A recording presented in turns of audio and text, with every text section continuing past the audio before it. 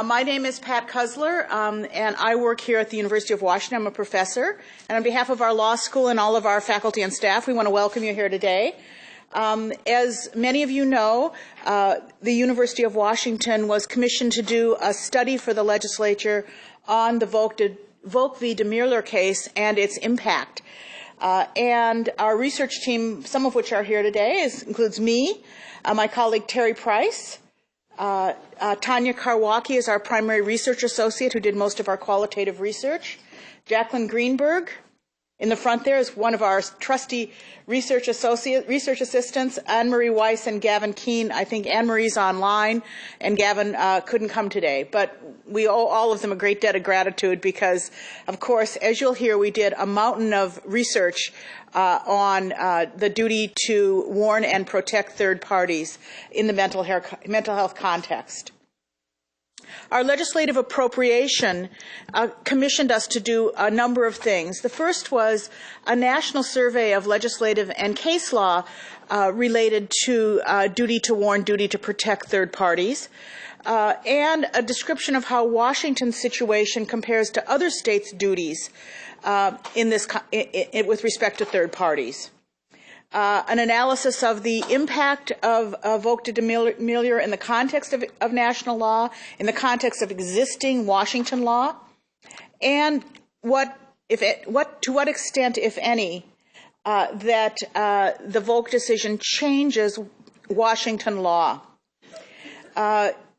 And the appropriation also called for a fairly substantial amount of qualitative research with a wide variety of stakeholders. I think there were 18 in the original document. I think we've added in a few more along the way.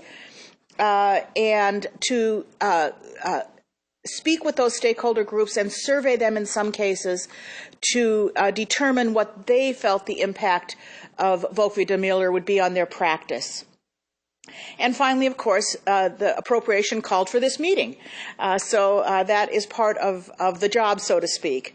I'm going to now turn the presentation over to Jacqueline, who's going to talk a little bit about the primary issues raised by Volk. Yes? I'm sorry to interrupt. I just want to ask quickly to save from frantic note-taking. Will this be available to us afterwards? It will indeed. Thank you so much.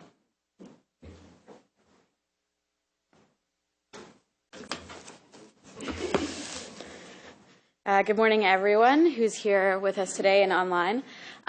So what we thought we would do is I'm going to start by just outlining generally what the broad issues were in the Volk and Demeerleer case, give a quick refresher on what the duty that is owed to third parties by mental health professionals is, and then I'll hand it back over to Professor Kusler, who will take us through the national picture. So the two primary issues that Volk and Demeerleer addressed are one's broad and one's narrow. So the broad issue is what duty is owed by mental health professionals to a third party threatened by the acts of a patient. And then more narrowly, the case asked whether mental health professionals operating in the outpatient context owe a duty to protect third parties against a patient who does not actually identify a target or a victim. Just as a preliminary note, one of the things that we came across repeatedly in our research and in dealing with this issue generally was some confusion about terms. And when people think about a duty owed to third parties by mental health professionals, we all are used to thinking about it as the duty to warn. In fact, in Washington, it is technically the duty to protect. And protection is most likely to manifest as a warning to either the victims or to law enforcement. So practically speaking, it's fair to think about it as a duty to warn, but the legal obligation is actually broader, at least in the minds of judges who write the decisions. And that brings us to our third term, which is the duty to control. Now, that's separate from the duty to protect. That sort of speaks to maybe initiating commitment proceedings. So that's it is separate, but it's not wholly unrelated to what we're talking about when we talk about the duty to protect and the duty to warn, because the notion of control, as we all know, is a crucial component to managing a potentially violent victim. So that's just a preface that we're going to be talking about all of these terms. So the question is, where does the duty come from? And we all know the case Tarasoff, not an unfamiliar name for everyone in this room and listening online. Just as a quick refresher, that was a case from the mid-1970s in California where a college student told his therapist that he intended to harm or kill a woman that he was obsessed with. And the therapist took the threat seriously enough that told the campus police, this was a college student, that they should take steps to have him committed. And they decided not to commit him, and they sort of let the commitment proceedings go. And then a few months later, the college student killed the woman. Her family sued the therapist, among other people, to say, you didn't warn us, and you should have warned her or us or someone to prevent this from happening. So the Supreme Court in California ruled that when a patient threatens serious danger of violence to another, the therapist is obliged to use reasonable care to protect the foreseeable victim against that danger. And this was based on the idea that the therapist and the patient had a special relationship that meant that the therapist should be able to do something to deal with that situation. And I should just pause here to say that the source of confusion about the duty to warn versus the duty to protect is because of Tarasoff. So you can thank Tarasoff for giving us the law, and you can thank Tarasoff for confusing us about what the law is called. And the reason is the Supreme Court actually ruled on the case twice. The first time it ruled on the case in 1974, they referred to the duty to warn. The mental health professional raised all the red flags and said, whoa, whoa, whoa, there's all these problems with this. Can you please reconsider this case, rehear it? The Supreme Court agrees. Then it comes back with its decision and says, okay, it's not the duty to warn, it's the duty to protect. Bigger, broader, scarier. People freak out again, raise more flags. Then the Supreme Court decides in another case, okay, wait, it's the duty to warn identifiable victims, which is later codified by the legislature in California. So you've got this contracting and expanding duty in terms of language, and that's where the confusion comes from. But in any event, most states in this country quickly adopted Tarasoff in one way or another. And they did so in varying degrees. Most over time, between court decisions and legislation, adopted, as Professor Kusler will talk about in a few minutes, this idea that there needs to be a specific threat to an identifiable victim. On the other hand, in some states, like Washington, there was this general duty applied to protect anyone foreseeable. Washington's duty to protect came about through a case called Peterson in 1983. And in that case, you had an inpatient released from Western Washington after being in commitment for a couple of months. So they had renewed him once. And 5 days after he was released, he caused a car accident injuring a woman who ultimately sued the state and said, you had a duty to protect me. Now, the interesting part of this is the night before he was released from Western Washington, he was caught doing donuts in the parking lot with a car. So conceivably, there was some evidence that this is not someone who should be driving. In any event, the Supreme Court, relying on Tarasoff, rules that the therapist had a duty to protect anyone foreseeable. Of course, we know in this case there wasn't an identifiable victim. It's not like he named someone he was going to hurt. This was sort of, it wasn't random. They said it was someone that was foreseeable given all the facts of the case. But nevertheless, without having an identifiable victim, the therapist had an obligation to the universe of third parties to protect them, and in this case, that therapist failed to do so. In 1987, took a couple years, the Washington legislature responded to Peterson's very broad holding. As you can imagine, in this state, as in many other states, the mental health community said, Peterson is unworkable. There's all kinds of issues associated with trying to make the duty to protect work in practice. And this needs to be narrowed to something we can actually all manage.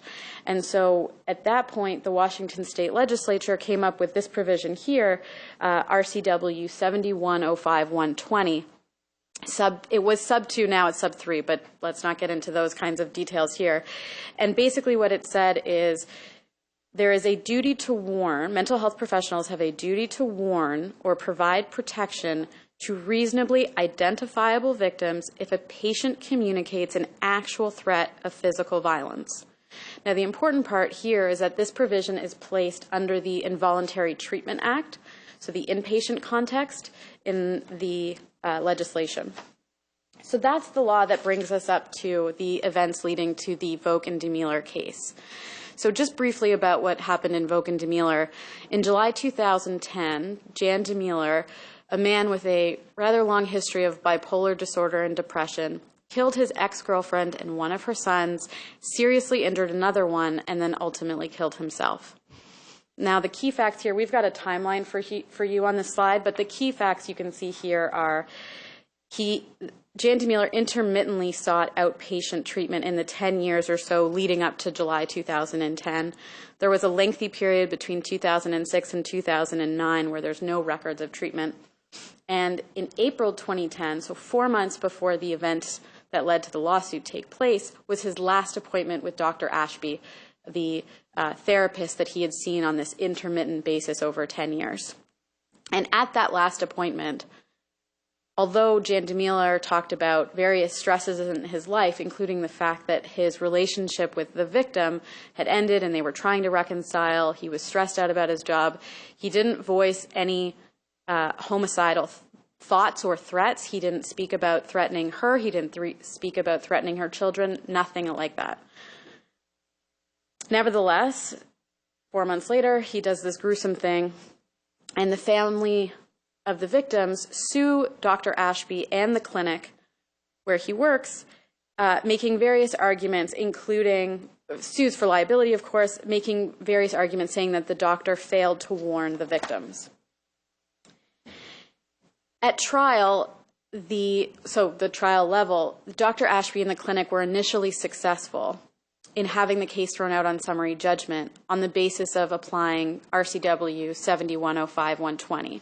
Since Jan Demeerleer did not voice an actual threat of physical violence and there was no reasonably identifiable victim to warn. On appeal, that decision was overturned, and the Court of Appeal concluded that the statute only applied in the inpatient context and said that Peterson, the anyone foreseeable standard, is what applies in the outpatient context.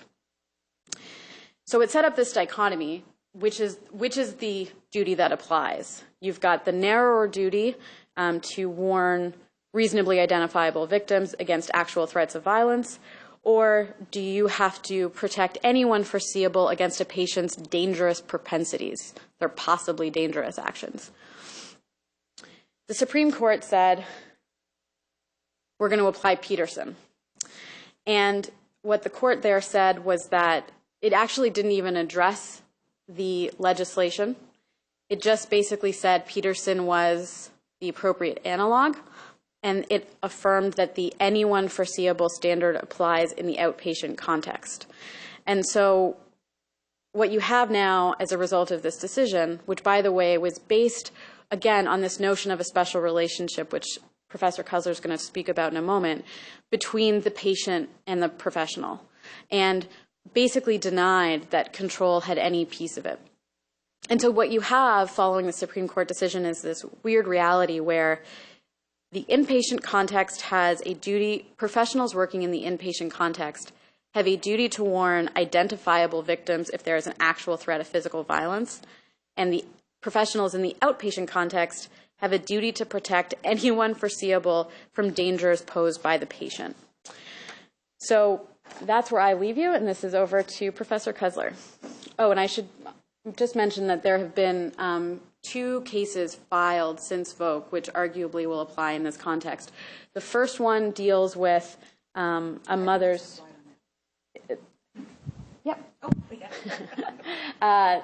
There's a mother's wrongful death suit about her son's suicide. It's not clear to us how that case might get applied in this case, since it wasn't really a warning in the traditional sense in that you're dealing with a third party. And then the second case is much more like an analog to Peterson, where you've got a chronically mentally ill patient discharged from Harborview, and then a few hours later, after being discharged, stabs a stranger on the street. So, over to you. So, a big chunk of our work was to figure out how this unique sort of set of standards fit into the national profile. So we literally had our research team look at every single state in terms of their cases and their legislation, and then tried to figure out how Volk fit in there. So we looked at how do other states address and define the duty, whether it's a duty to protect, a duty to warn, a combination of of both of them. Some states we know have only a discretion to disclose, so they don't even have a duty. Which providers are covered by the duty to third parties? Only mental health care providers, all health care providers, certain licensure categories. What is the standard in determining when a duty to the third party arises? Is it a specific threat of serious danger, or is it something different? Who's the class of beneficiaries? Is it everybody? Anyone foreseeable? Is it specific people? Is it reasonably identified individuals? How are they identified? And then last but not least, how is the duty discharged or extinguished? When has the healthcare provider fulfilled the duty? Certainly we can't assume it doesn't go on forever, so when does it end? So we looked at a variety of, as we looked through all the states, we found quite a bit of variability. In terms of mental health providers who have a duty to third parties, we found some generic states where it was labeled mental health providers or therapists or even healthcare providers. And then we found more specific titles like psychotherapists. California says a person that a patient reasonably believes is a psychotherapist. Some states limit to categories of licensed providers: marriage and family counselors, advanced practice nurses trained in psychiatric care, licensed professional counselors. Some are completely unspecified, like South Carolina. So you can see we run the gamut in terms of who's captured in terms of the providers who owe a duty.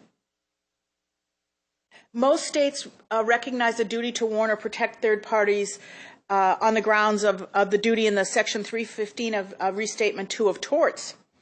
And this is basically an exception to the rule that no one owes a duty to protect a third party from another. And Section 315 talks about a person having the duty to control the conduct of a third person and prevent physical harm if there's a special relationship and if that special relationship gives rise to a right of protection to others. This Section 315 is much debated in the Volk opinions because there's a real question as to how this idea of duty of protection relates to the capacity to control. As we specify the duty to third parties, Jacqueline talked about the terminology issue. This bedeviled us throughout our survey of national law.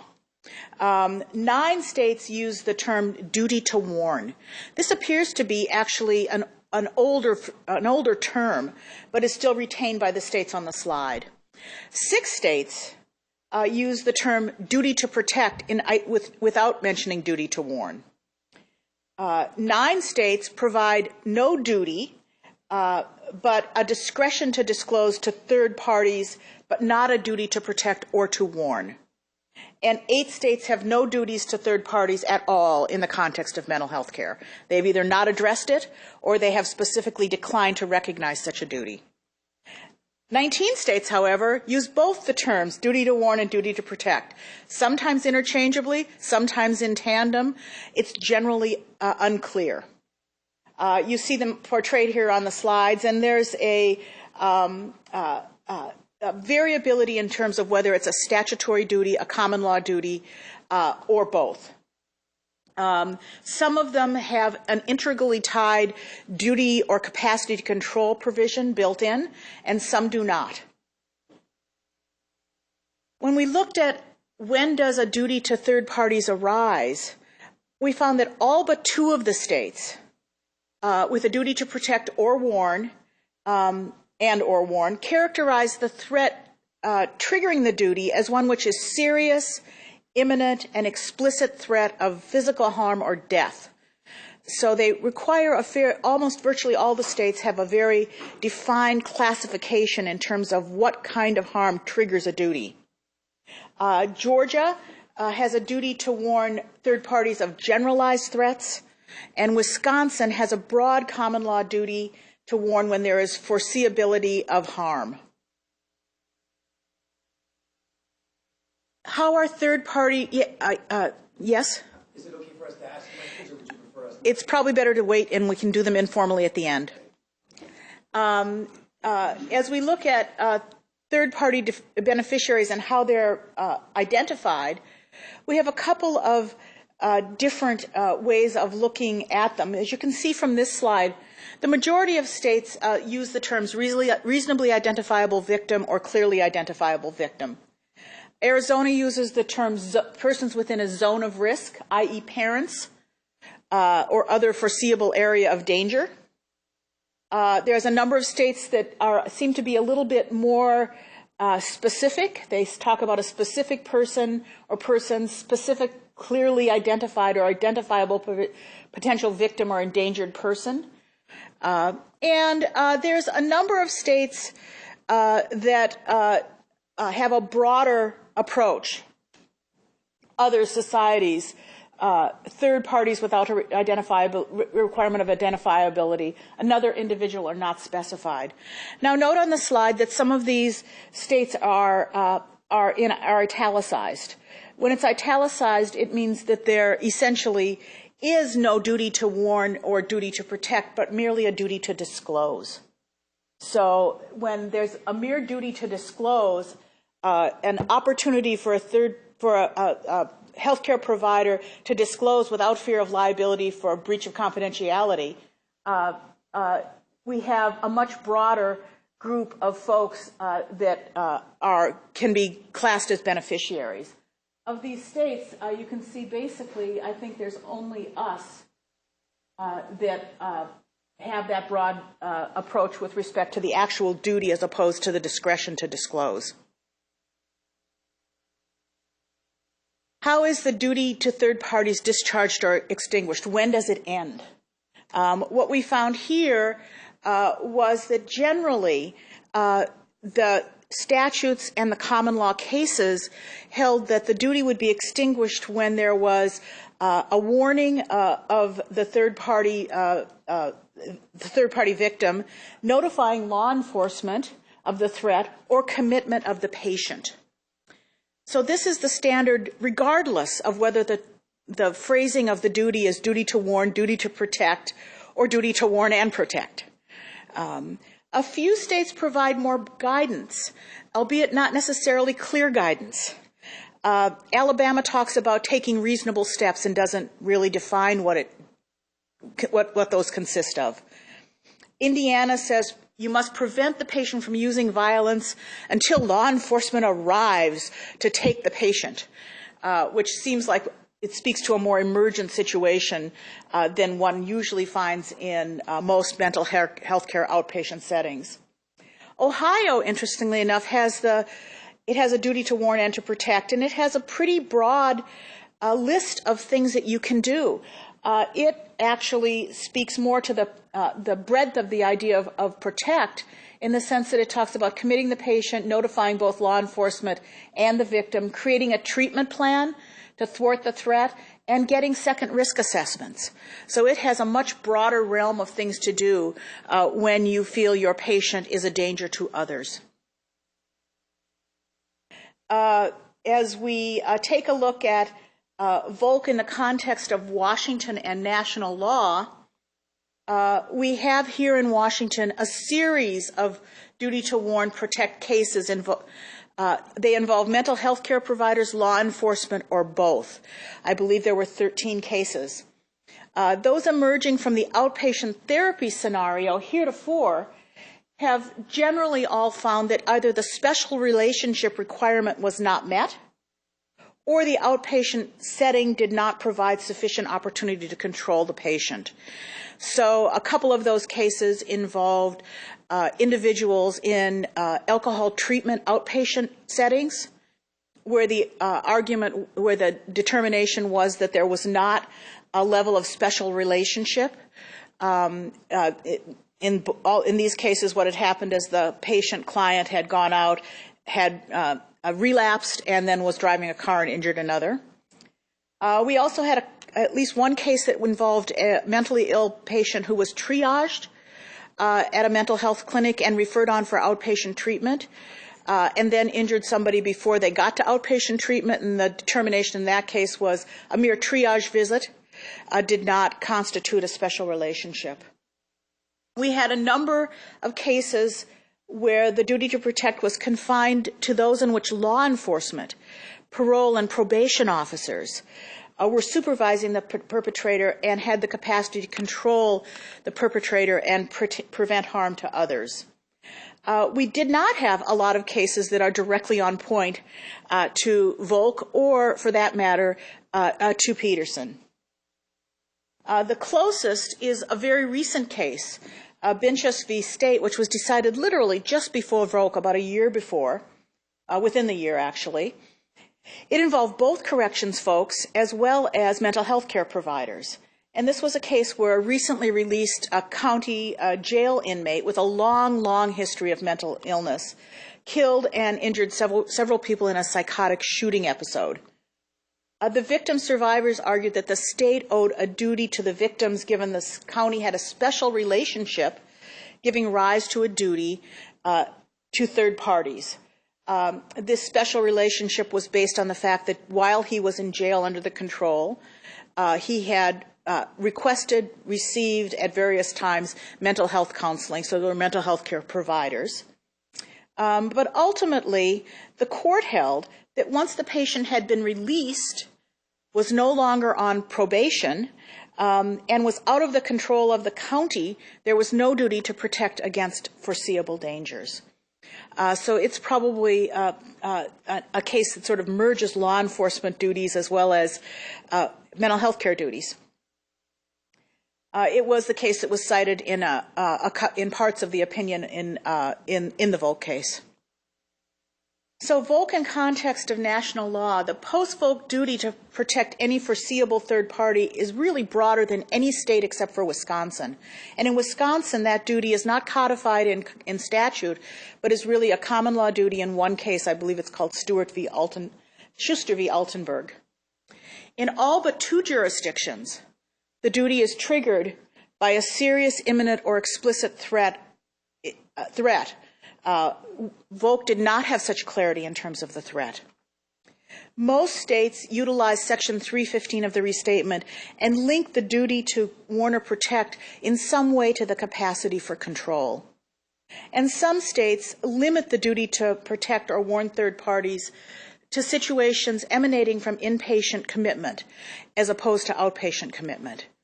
So the net result is that basically Volk sort of stands out as being a little out of the norm with respect to the rest of the nation. One of the other questions we had in our appropriation was to look at the issue of mental health care in the state of Washington and what our actual capacity is. And so I'm going to turn it now over to my colleague Terry Price, who researched that particular part of the study. Thank you very much. Good morning.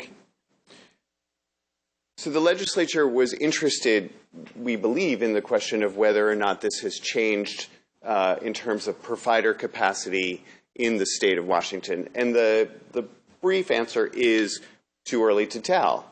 The Department of Health licenses the following categories of counselors, mental health providers, and so we were able to get numbers from going back for several years. if we total 2015 and 2016, total for 2015 was about 32,000 providers, mental health providers, that they license in Washington. And in 2016 was 34,000, almost 350. So a change of 250, not hugely significant. And there is a new category of provider called a behavioral analyst, which licenses just began issuing on July 1st of this year. So there's no way to tell whether that's going to add a significant number of new providers to the list. In terms of psychiatrists licensed in Washington, according to the Medical Quality Assurance Commission data, there are 1,038 psychiatrists, because Department of Health doesn't separate out psychiatrists or psych nurses from their major group category of physician. So we had to get other data, and so 1,038 psychiatrists according to the MQAC data, and as you can see, 3/4 of them are in Northwest Washington. It was a little beyond the scope, but it's an interesting fact when we see and we compare that to the psychiatric advanced registered nurse practitioners in Washington, of which there are 317 of them. Another interesting side fact is the mean age is 61 years old, according to the Behavioral Health Workforce Assessment. And starting at Pierce here, North Sound, and King, you can see that's already more than half of them are located in this region. So moving from providers to beds, since fiscal year 2012, the bed numbers have stayed generally the same. In Western State Hospital, there are 557 civil beds and 285 forensic beds. In Eastern State Hospital, there are 192 civil beds, and forensic beds were recently increased in 2016 from 95 to 125. In the Child Study and Treatment Center, which serves 5 to 17-year-olds, there are 47 civil beds. And there are 937 other beds that are evaluation and treatment beds scattered around the state. And 300 are located in psych units of inpatient acute care hospitals. So that would be psych beds at Harborview, for instance. 261 are located in freestanding psych hospitals. That would be like Fairfax, for instance. And 276 beds are located in freestanding ENT centers licensed as residential treatment facilities. When we look at occupancy rates from DSHS, and all of those numbers, if not specified, were from DSHS. So occupancy rate for Eastern State Hospital generally run in the high, lately in the high 80s. They were even more in the 90s. Compare that to Western State, has never been in the 80s, always in the high 90s.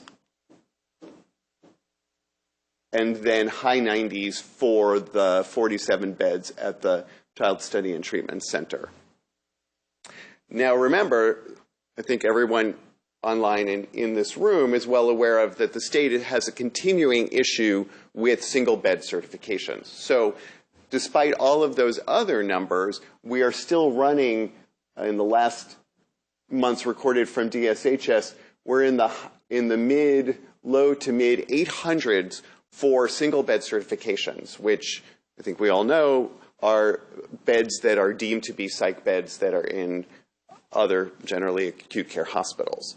And when I asked DSHS about these numbers, whether these were just barriers to entry into the system, they specified that actually those also count as folks who are waiting to go get into Western or Eastern, and so are not actually entry folks, but rather folks who are there for a 90-day civil commitment who can't find a bed.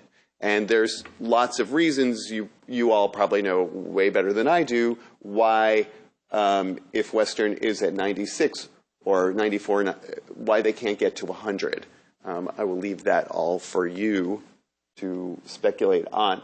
Remember also, the state, in addition to all of this, the state is under the federal district court orders of contempt by Judge Marcia Peckman in the Trueblood case, right? That the alleged offenders in jails are sitting in jails, many in solitary confinement, because there's not a bed to send them to for forensic evaluation, see if they would be even competent to stand trial. When I just checked before, our state's Trueblood fines for violating people's constitutional rights and civil rights are up to $30 million. So the state continues to rack up fines every month for which are not counted in the single bed certification, because those would be on the forensic side. Lastly, the designated mental health professionals file these no bed reports, and as you can see, the red line is for individuals, the blue line is for reports. So obviously, the same individual could have several reports if they couldn't get a bed. So these run, in the later months, these run less than 20, and around 10 to 15 individuals can't get beds at all and are released. So that's the factual information related to our provider capacity and our mental health beds in Washington. We'll now turn it over to our primary research associate, Tanya Carway. Thanks. Good morning. Okay, so we're going to start first with a very brief discussion of the insurance issues, because the legislature was interested in finding out, what changes had been made to policies, what were the rate changes, and then any analysis of any existing claims that had come forward.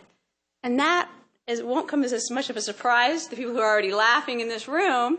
It is way too early to tell, all right? So, so far, from any of the insurers we spoke to, no insurance claims filed for third-party duty to warn or duty to protect as a result of Volk. To date, no insurer has yet made any changes to the rates or policy provisions as a result of Volk. There is some concern voiced by providers that they're a little bit worried that this is forthcoming. So there's some anxiety, but it's too early yet to tell. Okay, so this is part that really would be ripe for an analysis in several years out from now. Okay. And then the stakeholder surveys. So a couple things. I'm not going to read the list of everybody here, because these are the people that were listed in the appropriation. But two main things, and one really is just thank you, right? Thank you to the people who spent so much time talking with me, both the people in the room and also the people that are listening online, right? Because a lot of people went through a lot of effort to make sure that we had good information for this report. And so I really appreciate that. And the other part is that what we're going to talk about here today it's an overview, right? So you're going to see an overview of the information that we gleaned, but when you get the report, there'll be more nuanced information. So I just want to make that point clear that this is sort of a broader look, and some of the nuances will come out in the report. So we had, like you said, the 18 stakeholders that were listed in the appropriation. So all of those are here. And then there were some additional ones that seemed to be missing and that we added along the way. So you can see those 4 here, just to get additional information and make sure that this was a well-rounded study. Okay, and then, as many of you know, for the provider groups that we met with, many of them sent out surveys at our request to their membership. And so we compiled all that data. So again, that thanks goes to both the organizations and to their members to facilitate that data collection. So that was wonderful. And you can see here we had 9 groups that we sent surveys out to. Just briefly, So one of the questions on the surveys was just, before you got the survey, did you know about Volk? And as you can tell from this, the majority did. So almost 90% said yes, already had heard about Volk. Also, are you considering, we asked, changing your practice based on Volk? In this case, 70% said, we're considering it. 30% said, no, not yet. We're in more of a wait-and-see approach. And then it was pretty much a split for ones that actually reported having already made changes. Okay? So 50% said, yeah, we already have made changes. And there were 9 basic themes. When you looked at all the different data that were coming back from providers in these organizations, 9 themes became apparent. And these themes are, I'll let you read the quote, but we'll go over the themes. The first one was increased screening. Providers said, I'm screening patients more carefully, and I'm less likely to accept patients. Not that I won't, but maybe I'm going to fine-tune who I take and who I don't, right? So we'll increase our screening and we'll think about more carefully who we want to, all right? Also, increase screening, but we won't take high-risk patients. Whoever we deem as high risk, right there, that's a block and you're not getting in the door, okay? Also, increased documentation. And that was one of the lessons from Volk, I think, that everyone learned, was that there probably is a need for increased documentation in many of these cases. And so many providers reported that, yes, I'm going to, in this case, they said, ask about and document additional specific questions of the clients. What about that disclosure form that providers have for new patients? Many providers said, okay, we are making sure that we're modifying them and being very clear to potential patients that basically, if you say something, I probably will have a duty to say something, okay? So they're going to make that very clear. That Volk is being part of the mandated reporting requirements that patients are notified of. Other providers said, I either have increased, or because I haven't had a patient yet needing that, I foresee increasing my calls to law enforcement to notify them.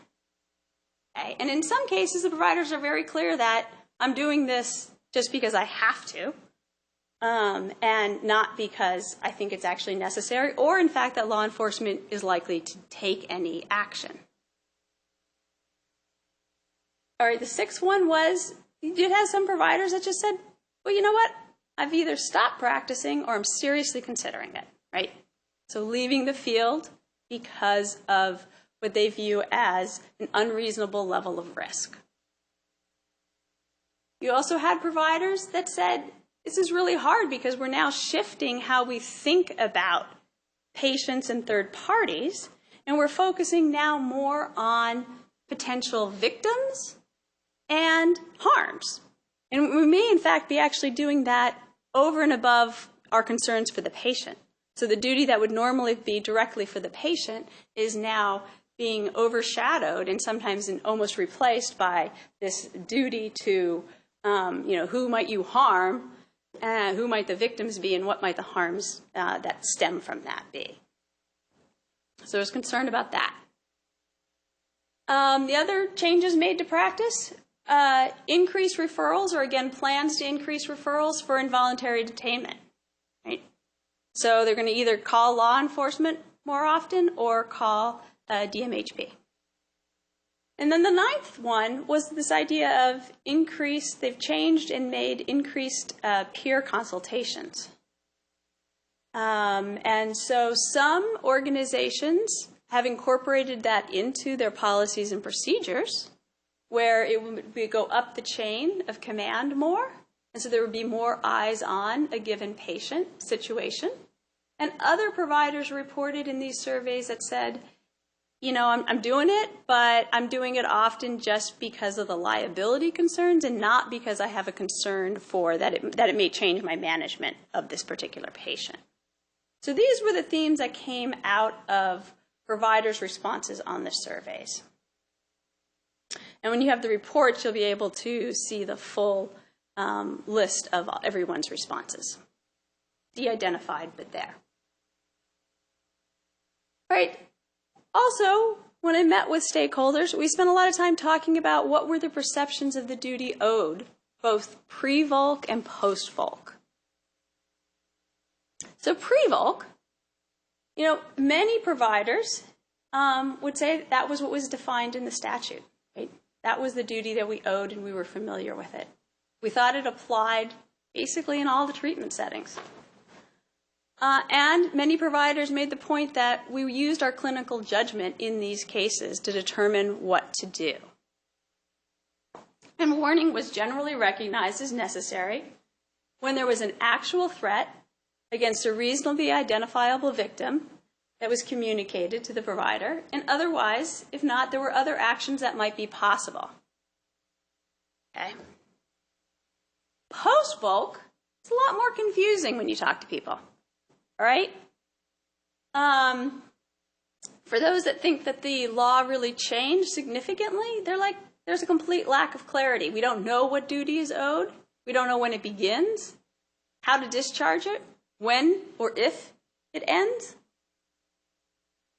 And now when there's a threat, it's almost, as one person responded, it's almost a knee-jerk reaction, right? If there's any threat, we're going to notify a potential victim if we can figure out who that is. Notify law enforcement, seriously questionable whether they'll do anything. Or call a DMHP and request an ITA and document these things. All right? On the other hand, for people who think that the law did not change substantively, they say the duty didn't either, right? It still remains the duty to protect by exercising reasonable precautions and the duty to warn. And some attorneys mentioned that prior to Volk, providers might not have thought that a vague threat was actionable. Okay? There are many other concerns that were raised by stakeholders that are also included both here in the slides and also fleshed out more in the report. So some of these might even be agreed upon by many. Mental health services are not sufficiently funded. Okay? That came out loud and clear. Many providers are concerned that to satisfy Volk, they're going to be less able to use their clinical judgment in this post-Volk setting than they were before. That their hands are going to be somewhat tied to potentially sort of a mandated response. There's the ongoing concern that has always existed since Tarasoff, which is providers can't accurately predict dangerousness. That was raised many, many times, right? How do we foretell the future for any given person? Confidentiality and privacy remain a concern. And there were different implications raised regarding the mental health workforce in Washington. So in some cases, this issue arose in terms of early burnout, that the anxiety around it was going to, and unclarity was likely to make providers burn out earlier, look for other things that they could do. And others were concerned that how can we recruit to Washington State with this in place? We don't even understand it, and it's unclear. And how do you recruit? Okay, so potentials for the workforce to shrink either way in that case. And also, many provider groups and stakeholders did advocate for a return to one uniform standard in Washington because they view it right now as being a split and unclear. And so they're looking for one standard that is clear, and so that they're able to focus on their clinical jobs as opposed to walking this fine line between always trying to guess what the law might be and how it might affect them. There were also concerns that you'll see in the report that were also mentioned with respect to some of the legislation that was introduced last year. And so that's addressed in the report as well, because that came up from most stakeholders that I talked to. So conclusions. Our conclusions are that, Volk substantially changed the duty to protect and warn in Washington with respect to outpatient mental health care, that the duty is broader for the outpatient providers than for inpatient providers, who arguably have that ability and power to control. Washington is an outlier. No other state but Wisconsin has such a broad duty for outpatient care. Providers are very uncertain about how to practice under Volk and what it means. And we have little to no additional inpatient capacity in the state. So we're still relying on single bed certifications to fill gaps and access in that inpatient mental health care arena. And with that, I think we are actually closing the session, particularly. So thank you for the online people. And I think we can take a few questions once we get this online thing set informally after the presentation. I want to echo Tanya's comments of thanking everyone for all their help as we completed this study, and to let you know that the full report we're talking hundreds of pages. Okay, so we'll be sending out an executive summary, a report that we think is going to be about 70 pages. Accompanied by appendices of all of the materials, including the national survey, the cases, as well as all of Tanya's good work with qualitative analysis and the stakeholder comments. I think that we will also have a link to the online version of this, which you'll be able to click on to remember this for time immemorial. But before as we close out the online session, once again, thank you all, and we'll all stick around for a few minutes so we can answer any questions that you have.